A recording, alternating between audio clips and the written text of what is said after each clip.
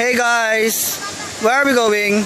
We are going to Cavinti Underground River! Yeah! So, from our briefing, ilang complex meron ang Cavinti Cave?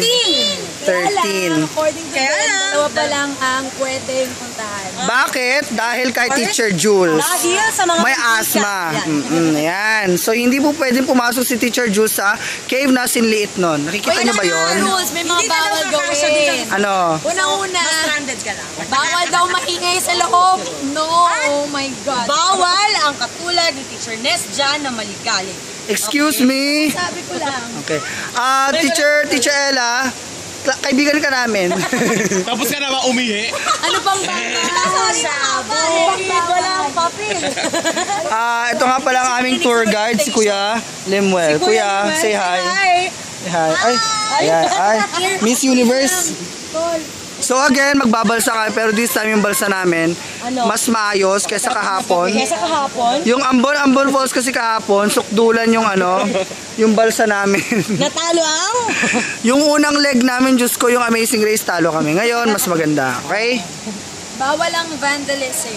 Bawal ang vandalism. So, bawal may bisyo dito. Bawal may sigarilyo. Okay. Bawal si Teacher Abe dito in short.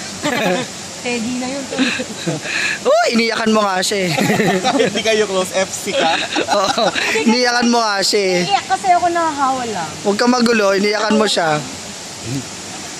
So tapos na ang pag-ihi, Teacher Ella. Was so successful in there, like I can really explain it. Let me see your bump, parang may bukol. Tumae ka ata eh. Oh my gosh! Maraming tama! Kita yung video na yan! Eto na ang ating lifesaver. Ayan na. So talagang binabayo-bayo nila yung yung rope para maka-create ng waves. Waves is a disturbance nga pala. Sila kuya at si ate ang aming kasama sa sasakyan. Sila yung nagdala sa amin dito. Imagine, 3 araw kaming nagbiyahe mula Lumban hanggang dito para lang nakakatakot. Okay, see you later.